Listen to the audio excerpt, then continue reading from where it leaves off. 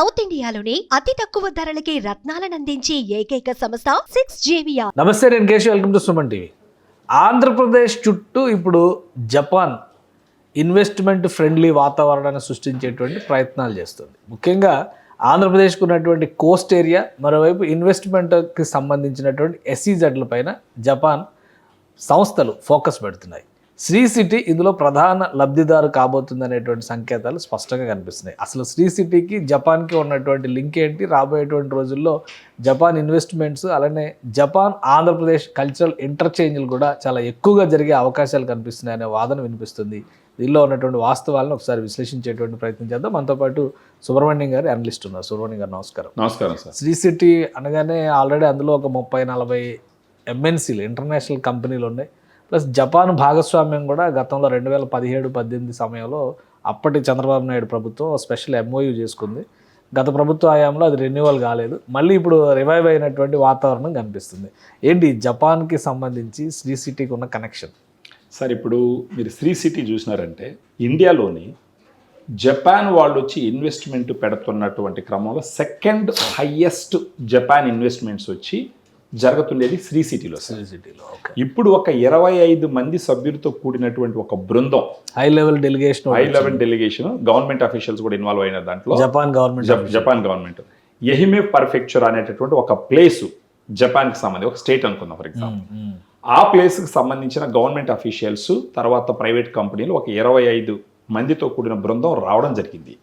తర్వాత శ్రీ సిటీ ఎండి రవీంద్ర సన్నారెడ్డి గారు వాళ్ళతో కూర్చొని అక్కడ మొత్తం అది ఎంత ప్లేస్ ఉంది, ఎన్ని కంపెనీలు ఉన్నాయి, అంటే సెక్టార్ డైవర్సిటీ కూడా, అంటే ఇతర వేరే రకరకాలకు సంబంధించినటువంటి ఇండస్ట్రీస్ గురించి చూపిస్తూ జపాన్ కంపెనీలు ఎన్ని డైకిన్ కూడా తీసుకొచ్చి చూపించడం జరిగింది.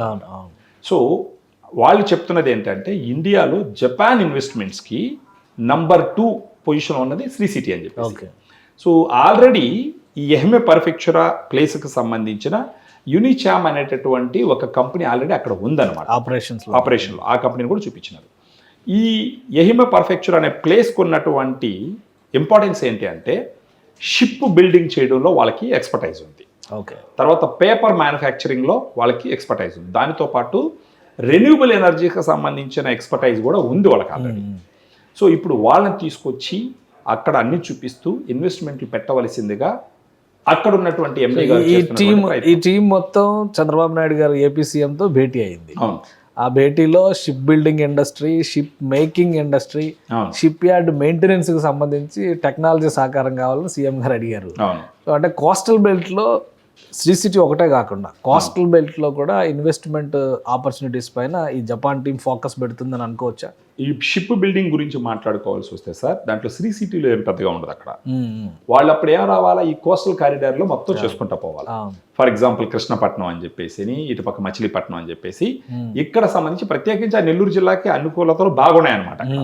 అక్కడ నెల్లూరు జిల్లా కోస్టల్లో బాగా అనుకూలతలు ఉన్నాయి. సో షిప్ బిల్డింగ్ లో వాళ్ళకి ఎక్స్పర్టైజ్ ఉంది కాబట్టి భవిష్యత్తులో దానికి సంబంధించిన టెక్నాలజీ ట్రాన్స్ఫర్ చేసుకోవచ్చు. టెక్నీషియన్స్ కూడా తీసుకొచ్చి ఇక్కడ పెట్టుకొని ఆ ఇండస్ట్రీని నెక్స్ట్ లెవెల్కి తీసుకెళ్లేదానికి మన గవర్నమెంట్కి, ఆంధ్రప్రదేశ్కి పుష్కలంగా ఆపర్చునిటీస్ ఉన్నాయని చూడాలి. దాంతోపాటు పేపర్ మ్యానుఫ్యాక్చరింగ్ అండ్ రెన్యూబుల్ ఎనర్జీలో ఆల్రెడీ ఆంధ్రప్రదేశ్ ఒక హబ్గా తయారవ్వాలని చెప్పేసి పెద్ద పెద్ద కంపెనీలు వచ్చి ఇన్వెస్ట్మెంట్ చేస్తున్నాయి. అది కూడా ఈ జపాన్ ఎహిమా పర్ఫెక్చురా ప్లేసెస్కి ఒక మోటివేషన్గా, ఒక కాన్ఫిడెన్స్ ఇచ్చే విధంగా ఉన్నటువంటి సిచ్యువేషన్గా చూడాలి ప్రస్తుతానికి. సో వీళ్ళందరూ వచ్చినారంటే ఆంధ్రప్రదేశ్కి మనం ఇప్పుడు మాట్లాడుకున్న ఈ సెగ్మెంట్స్లో ఇన్వెస్ట్మెంట్స్ వచ్చినాయంటే తద్వారా ఉద్యోగ కల్పన జరుగుతుంది, ఇన్కమ్ పెరుగుతుంది. సో ఆ రకంగా ఆంధ్రప్రదేశ్ ముందరికి వెళ్ళేదానికి అన్ని రకాలుగా అవకాశాలు ఉన్నాయన్నట్టు చూడాలి. జపాన్ ప్రతినిధులు కూడా కొన్ని కామెంట్స్ చేశారు. జపాన్ ఈజ్ గ్రోయింగ్ ఓల్డర్ అని చెప్పిన జపానీస్ జనాభా అంతా కూడా వృద్ధులు అయిపోతున్నారు, కాబట్టి మీ యువశక్తి అవసరం మాకు చాలా ఉంది అంటారు. సో అక్కడ రాబోయే రోజుల్లో ఇప్పుడు అమెరికా నుంచి డిపోర్ట్ చేసేస్తున్నారు, వేరే ఇంకో చోట కెనడాలో బార్ పెట్టారు, ఇట్లాంటివన్నీ ఉన్నాయి కదా.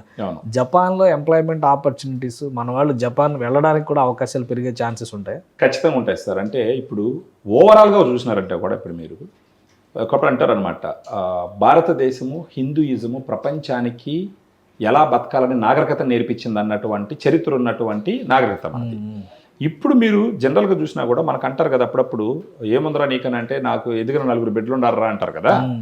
ఆ సామెత ప్రకారంగానే మీరు మన ఆంధ్రప్రదేశ్ కదా భారతదేశానికి అప్లై చేస్తే యంగ్స్టర్స్ ఎక్కువ ఉన్నటువంటి దేశంగా మనది వస్తుంది. ఆల్రెడీ పాపులేషన్లో నంబర్ 1. దాంతోపాటు యంగ్స్టర్స్ హై లెవెల్లో ఉన్నటువంటి ఎక్కువ సంఖ్యలో ఉన్నటువంటి దేశంగా మనల్ని పరిగణించవచ్చు. ఈ యంగ్స్టర్స్ ఎక్కువగా ఉన్నప్పుడు ఇప్పుడు జపాన్ పరిస్థితి ఏంటంటే వాళ్ళు చెప్తున్నట్టు వాళ్ళ జనాభా తగ్గిపోతూ ఉంది.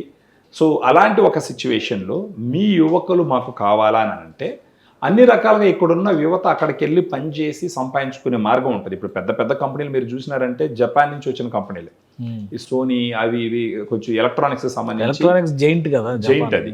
ఇంకొకటి ఏంటంటే జపాన్కు ఉన్నటువంటి ఒక గ్రేట్ క్వాలిటీ యాటిట్యూడ్ చెప్పాలంటే దెబ్బతిన్నారంటే గోడకు కొట్టిన బంతిలాగా వచ్చేటటువంటి ఒక యాటిట్యూడ్ ఉన్నటువంటి కంట్రీ అది. అంటే హిరోషిమా నాగసాకి దగ్గర నుంచి మీరు తీసుకున్నారంటే అది కాకుండా జపాన్ కల్చర్తో వచ్చినటువంటి ఒక గ్రేటెస్ట్ అడ్వాంటేజ్ ఏంటంటే సార్, అక్కడ జపాన్లో మీరు చూసినారంటే ఎక్కువ సంవత్సరాలు ప్రపంచంలో బతికిన జనాలు ఎక్కడ ఉన్నారని చూసినారంటే జపాన్లో ఉంటారు. ఇకిగై అంటారు, లైఫ్ టైం ఎక్కువ అన్నమాట. ఇకిగై అని అంటారు. అంటే వాళ్ళు చేసే పనిలోనే సంతోషాన్ని ఎత్తుక్కుంటారు. మనం డబ్బుల కోసం పరిగెస్తాం ఏ పని అన్నా, వాళ్ళు అలా కాదు, వాళ్ళ మనసుకు నచ్చిన పని చేస్తారు.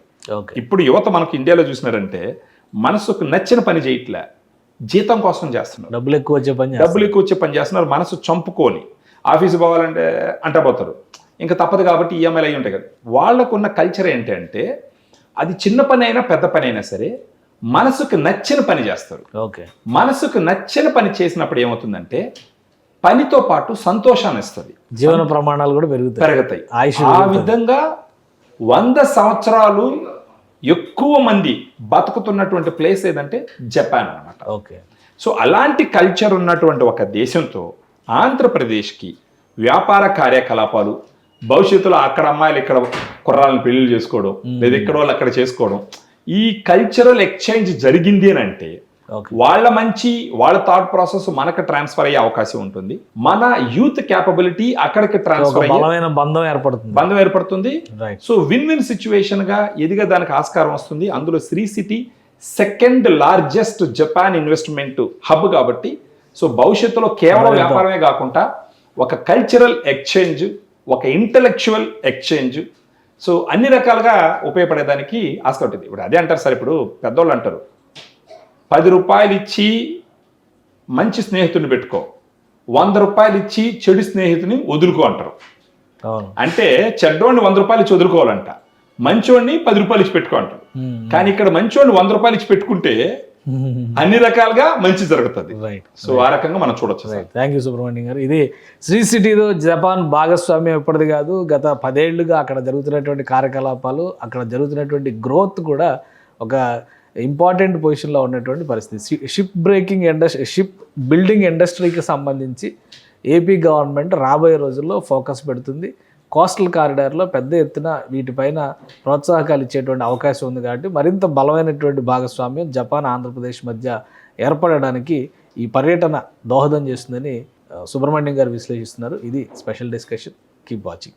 సుమన్ టీవీలో మీ పర్సనల్ అండ్ బిజినెస్ ప్రమోషన్స్ కోసం కింది నెంబర్కి కాంటాక్ట్ చేయండి.